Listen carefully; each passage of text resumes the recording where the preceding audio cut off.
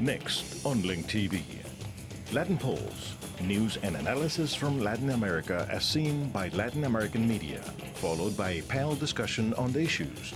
Next on Latin polls, only on Link TV. The following program is an original production of Link TV. Poverty, an ailment that has afflicted Latin America for decades. Now it's turning into a social issue that is getting out of control in the poorest countries of the region. What is being done and what can we do to help? Is poverty in Latin America a way of life or something that can eventually be conquered? This and more coming up next on Latin Polls.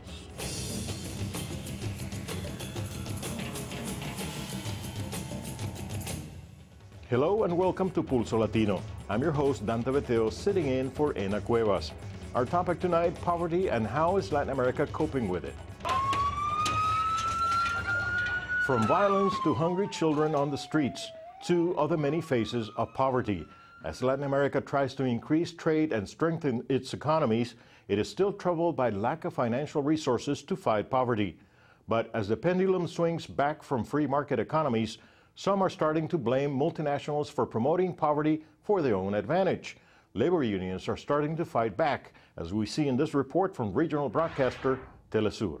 Esta vez, reunida en Montevideo puertas cerradas, la coordinadora marcó los pasos de acción para el 2008.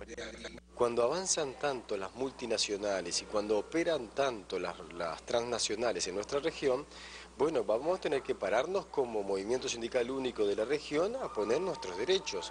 ¿Por qué no discutir un salario mínimo regional? Decir que acá no vengan a competir donde se instalan las empresas, en donde hay costos laborales más bajos, donde hay salarios más bajos, donde hay menos derechos. Bueno, eso no podría ser. Los sindicatos identificaron una mejoría en los negocios y en las economías de América Latina, pero que no necesariamente se reflejan en los salarios de los trabajadores. Por esa misma razón nos juntamos aquí para tener un debate, para tener una agenda política, una agenda social, una agenda económica y una agenda comercial, porque los trabajadores debemos ser partícipes de todos los temas que forman parte dentro de este proceso. La unión hace la fuerza, decía el escritor y revolucionario cubano José Martí. Los trabajadores de la región pretenden utilizar esa fuerza para superar algunas barreras que hasta ahora parecían infranqueables. Fabián Cardoso, Telesur, Uruguay. Historically, the financial health of Latin America has been directly tied to the strength of the U.S. dollar. As the dollar weakens, so do Latin American economies, sending the poverty index soaring. Colombian broadcaster RCN reports this is a major concern to countries like Colombia. La caída en el precio del dólar parece imparable. Hoy la divisa volvió a bajar, esta vez 9 pesos con 78 centavos. La tasa representativa del mercado se ubicó en 1.765 pesos con 30 centavos. Para el Ministerio de Hacienda, estos niveles de cotización podrían traducirse en un menor crecimiento económico y afectar el empleo. Por eso preocupa tanto, porque ya cuando pueda afectar de una manera notoria el empleo y el crecimiento económico, ya genera unas dificultades adicionales. In Mexico, some municipal workers have been teetering on the verge of poverty. They haven't been paid in months. Things got pretty violent when they went on strike demanding to get paid. Los policías iban preparados con equipos antimotines. Al recibir la orden del enviado del alcalde, avanzaron contra los huelguistas que reaccionaron con palos y piedras.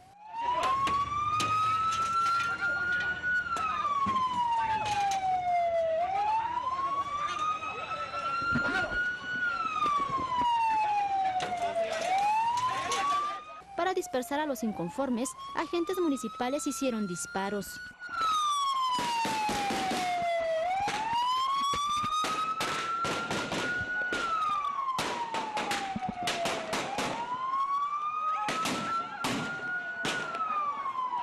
Ante la falta de solución a este conflicto, el 25 de febrero del 2008 se revocó el mandato al alcalde Eduardo Valenzuela Alba. Poverty in Latin America is the major factor impacting illegal immigration into the U.S. As quality of life goes down, the desire to come to the U.S. in search of a better life goes up. Little do some know that they may end up as slave labor here in the U.S., in worse conditions than the life of poverty they left back home. We have this story from U.S. broadcaster CNN en español. Gente encerrada en furgonetas como esta y maltratadas y se rehúsan a trabajar. Según dicen los investigadores, las manos de un hombre encadenadas en su espalda para que no se pudiera escapar.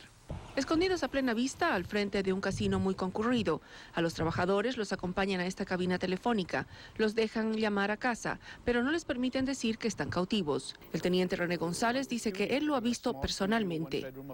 En diciembre, el equipo de González ayudó a atrapar a una familia, los Navarrete, acusada de ofrecer trabajo a una docena de inmigrantes ilegales y luego mantenerlos cautivos, forzándolos a trabajar. Solo en el suroeste de Florida se han procesado 9 casos de tráfico de esclavos en los últimos 9 años. Según los fiscales, 7 investigaciones están en curso y muchísimos casos ni siquiera son reportados. Poverty also pushes people into a life of crime. Most are forced to commit crimes to feed their families. This is a major concern in Ecuador, as we see in this report from Canal 1. Se estima y son varios los factores que están causando el incremento delictivo.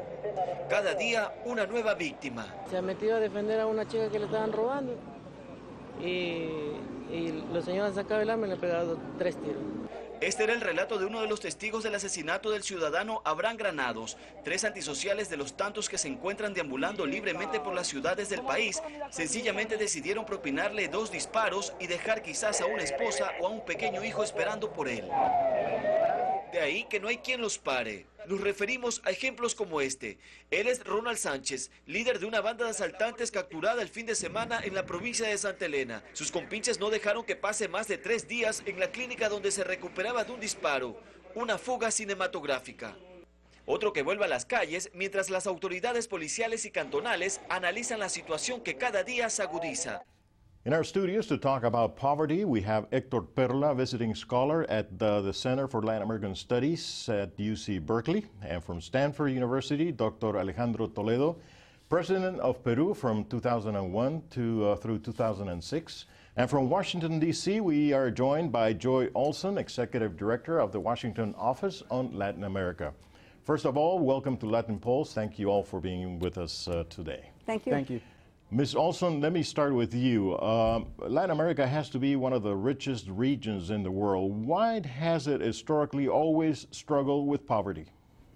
Well, I don't know if it's technically one of the richest regions in the world. It has access to a lot of natural resources. Yeah, as far as natural resources, that is. But those are also in very specific places. So it's certainly not the case that all of the countries of Latin America have the same access to potential wealth or the kinds of resources that could bring wealth. Latin America has struggled with poverty, but much in the same way that the southern countries have struggled with economic development in comparison with many of the northern countries. Now, the last 6 years, the region has been growing at 6% on the average. Mm-hmm. But not only that, but the prices of our commodities in the international market have been very high. So you question, it's even more powerful, not only because we have natural resources, not only because we are growing at a very impressive rate of growth, but also the prices of our commodities in the international market are high. So why are we poor? To a large extent, because we have been unable to redistribute better the benefits of economic growth. And the levels of poverty, although it has decreased a little bit, it is inconsistent with the level of economic growth. And I think it's the lack of deliberate social policies directed to the poor. Trickle down, it's absolutely insufficient. Economic growth is indispensable for any poverty reduction strategy. Economic growth, it's indispensable, I said, but it's absolutely insufficient.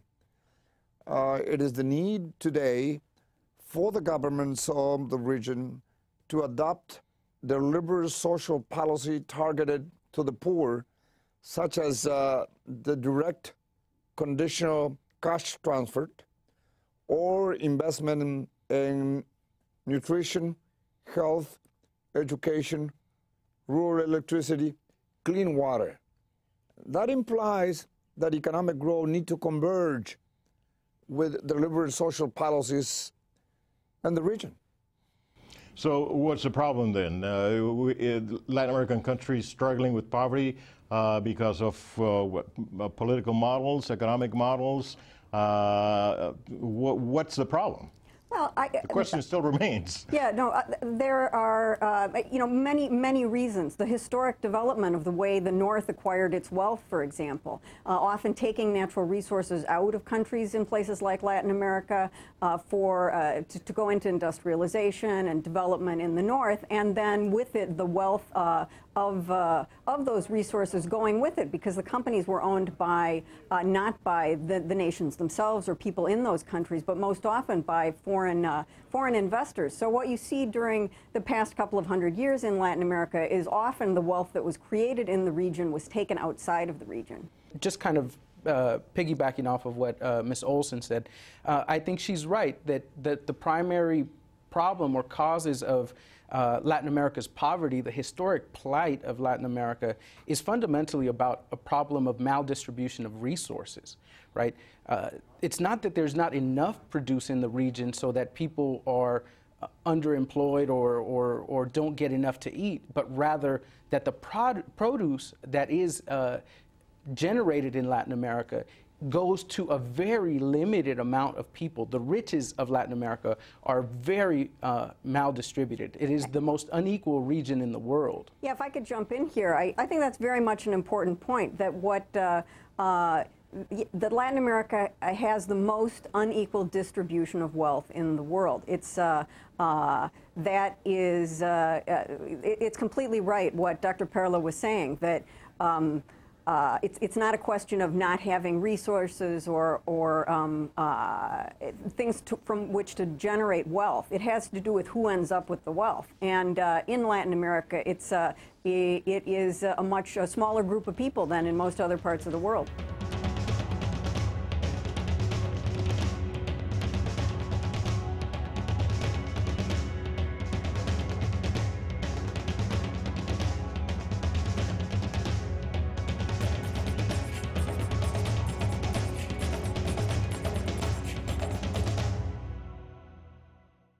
So going back to the why of the problem, mismanagement, corruption, what's the reason why people are still poor in Latin America? Besides the fact that there's money being poured in, I mean, the question still remains. There's billions of dollars going into remittances or foreign investment. The resources are there, and yet is it the distribution of wealth? Is it the economic model? Is it corruption? Can you address that? As a combination, number one, I think that we need more leaders and less politicians. Leaders that have the courage to invest in human capital, in the minds of our people in the region, knowing that that investment will not provide them political profitability in the short term, because taking a kid of 10 years old with high levels of malnutrition and reverted them, that will take about 18 or 20 years to create him as a professional. Secondly, I think that never before the region had had the opportunity, what we have now, to make a qualitative jump and take a predominant place in the world economy. I'm very cautiously optimistic about the opportunity of the region, provided that we confront the challenge of reducing poverty by delivering social policies, by creating the adequate climate to attract capital investment, and both of them will strengthen democracy and prevent the emergence of cheap, empty authoritarian populism in the region. The fundamental problem of Latin America's underdevelopment, again, as I said, was it's structural, it's systemic, it's the maldistribution of resources, whereas, again, in other parts of the world, the government steps in at key points in times and places and in different ways through policy to redistribute some of the wealth that's generated through taxation, for instance, back to public education, back to public health, or to policies of housing or different development kinds of policies through a redirection of those resources. In Latin America, that is one of the fundamental problems that we have never fully addressed. And the majority of poor people in Latin America live in rural areas, and it's in those rural areas where you don't see investment. A couple of decades ago, the rural poor were pretty much written off as not being economically viable in Latin America, and I think that's one of the big things that needs to change, that countries need to embrace rural development strategies where they see rural actors, the rural poor, as economic actors, and make investments in the kinds of infrastructure and access to markets that, that help provide economic growth. So does poverty or the lack of economic growth or the lack of opportunities have anything to do with the swing back to the left that we're seeing during the last few years all across Latin America? Absolutely. Absolutely.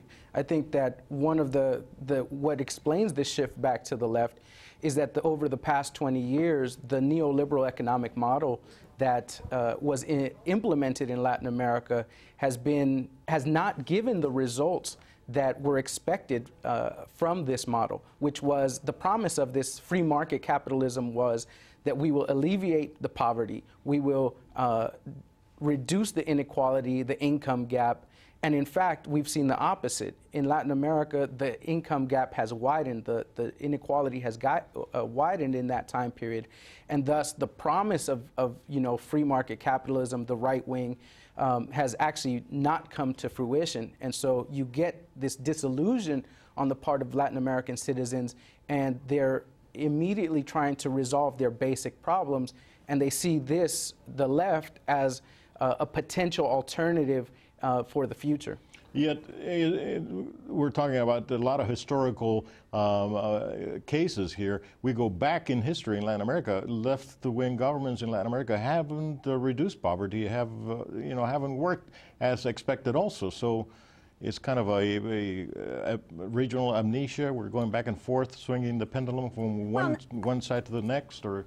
I don't really think so. I mean, I think what you find right now is that it's the parties on the left and the more populist parties who have a message that that they care about the poor and what happens to them, and they care if people have health care and jobs, and that they're going to try and figure out policies to pursue them.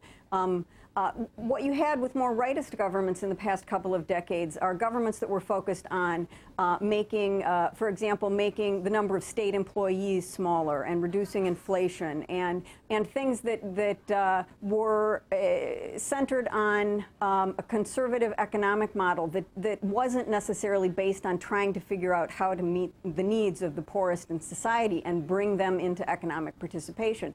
I would say that the politicians on the left have more of, at this point within Latin America, have more both of a rhetoric and a political plan directed toward the less fortunate. And in Latin America, to conclude, we've had governments like Castro in Cuba, who has fought a big war on poverty and some say has succeeded, to the Chilean model of free economy and free market that has also succeeded. I mean, that pretty much is the full spectrum. Where lies the answer? Well, Cuba has been successful in investing significantly in producing a very good quality of education and health. But that's under a dictatorship.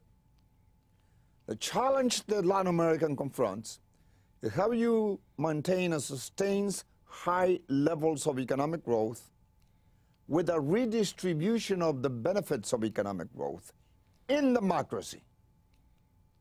In democracy. Because I've been a president, and I know that it's difficult to be elected democratically, but it's even more difficult to govern democratically, respecting the freedom of the press, human rights, independence of powers, to respect the rules of the game in the international community. That's tough, I know that. My popularity dropped below 10% at a given point in my administration. But at the end, thank God, we finished between 47 and 65% approval. And I say that very humbly. And although we have reduced in Peru 10 points of poverty from 54 to 44.5%, I'm not pleased because the level is still very high. Free market economies have worked in other parts of the world, like Taiwan, Japan, Hong Kong, and to a certain extent, even though some people may disagree, even here in the U.S., why have the free market economies haven't worked in Latin America? But well, I think that's... Yeah, they haven't truly been free market economies. I mean, there has been government intervention in all of these economies. There's never been there's always kind of an intelligent use of government intervention in the market to prevent market failures. You always have to have some level of government regulation so that you don't get, as even in the United States, for instance, you get the whole scandals with all these major corporations and things of this nature. There's always that possibility. And in Latin America, unfortunately, the pendulum or the weight of economic and political power has been in the hands of the business elite, the large elite, economic elite. And as a result, the policies that have been implemented have not been the ones that necessarily benefit the majority of the population. I think it's unfair, too, to classify the left as Latin America as not embracing free market economies. I mean, basically everybody's functioning within the capitalist system these days. The only real difference being Cuba and somewhat Venezuela, but Venezuela still very much embraces the capitalist economic model. Again, with a few modifications, but they're bringing up oil and selling it to countries all over the world, including the United States, and U.S. companies invest there. So it's not like a stark choice between capitalist government or I mean economic systems or not. Speaking of Venezuela, what part do you think, Ms. Olson, does Hugo Chavez and Venezuela's oil play in the war on poverty in Latin America? Well, and to what extent that's a political issue and not really a social issue? Well, it's both. Kind of everything is both, usually. Politics and economics often go hand in hand. What you see in Venezuela is a development of government policy that is focused on the poor right now. You have investment in health care and education for the poor. And pretty much anybody who looks at Cuba, for example, has to admit that the one thing they've done well is figure out how to educate poor people and how to get them access to health care. But back to Venezuela. Venezuela is using the windfall from its oil profits, not only in Venezuela, but as for economic assistance in many of the countries of Latin America. And many of the countries accept it just as they do economic assistance from the United States. That's right. In Central America, for instance, the region that I know best, Venezuela's oil has made a big difference in countries of Central America to try to resolve the huge crisis that they're undergoing because of the high prices of oil. Is this a permanent solution or a temporary solution? Well, unfortunately, oil as a source of the world's energy is only a temporary thing. I'm talking about the Venezuelan option. I'm not talking about oil. Well, yeah, I mean, as long as Chavez is in power, his commitment to these kinds of policies is very clear. He has a clear kind of philosophical commitment to redistribute the wealth of Venezuela at least to the poorer countries of the region. The Hugo Chavezes of Latin America are not the causes of poverty. They are just the symptoms.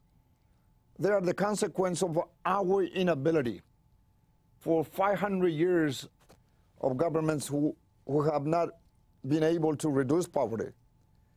And therefore, we have still 40% of 500 million people living under the poverty line.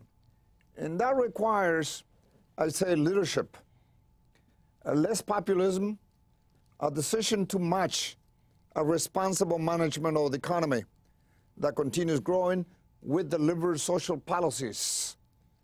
Delivered social policy, not only counting on the trickle-down concept of economic growth, that takes courage. That perhaps takes more leaders than politicians. The really important thing to think about right now is that it's not a one-size-fits-all. It's not all, free trade will bring economic development or the road of the Cubans. I think each country has to figure out what economic development model will fit for themselves, and I would hope that countries would begin to think more about the rural poor and how to integrate them within the economic systems domestically. And I think that could be one of the most important things that can be done to decrease poverty in the region. Yeah, each country has to determine its own destiny and create its own economic model, but at the same time, ironically, there's been a big push for a regional unification politically and economically, so it's can't have it both ways. No, I mean, I think there is both. There's one thing is the problems that each country faces, but the other is that we have these problems in common and that we can work together to strengthen our solutions. And I think that that's what the kind of the fundamental strategies from the left and the right are all about. On the left you have the ALBA, the Bolivarian alternative for the Americas. On the right, you had the NAFTAs and other free trade agreements. So there is this sense across the board that we got to work this out together. These are common regional problems. And the other thing is that it's going to be interesting to see when the new administration in the United States comes in, what kind of options and opportunities are developed, because I think that there are going to be, after the Bush administration for sure, better relations with Latin America, whoever is the president, especially if it is a Democratic president. They're more likely to be more close or more cordial relationships and more coordination amongst the countries. So I'm hopeful in that sense that there may be a little bit more dialogue and less of the saber rattling that there has been in the past few years. Because fortunately or unfortunately, depending on what side of the fence you're at, whatever happens in Washington has a huge impact in Latin America. Absolutely. And specifically a war on poverty. That's right. Well, I trust you enjoyed today's program. I'd like to thank our guest here in San Francisco, Hector Perla, visiting scholar at the Center for Latin American Studies at UC Berkeley.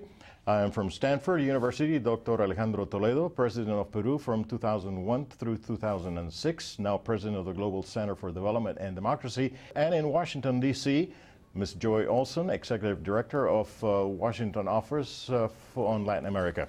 I would also like to thank you at home or on the web for being with us today. We would also like to thank American University in Washington, D.C. for their support in the production of this program.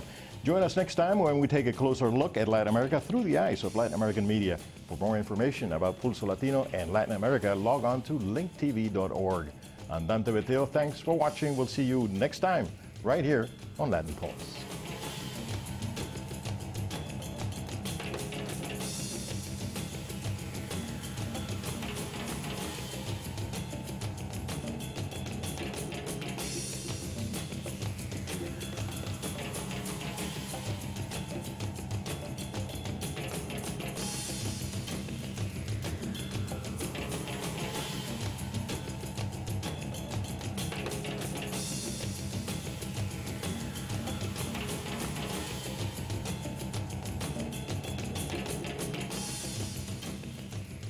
Latin Pulse was made possible by support from the John D. and Catherine T. MacArthur Foundation and the William and Flora Hewlett Foundation. Pulso Latino es posible gracias al apoyo de John D. and Catherine T. MacArthur Foundation y el William and Flora Hewlett Foundation.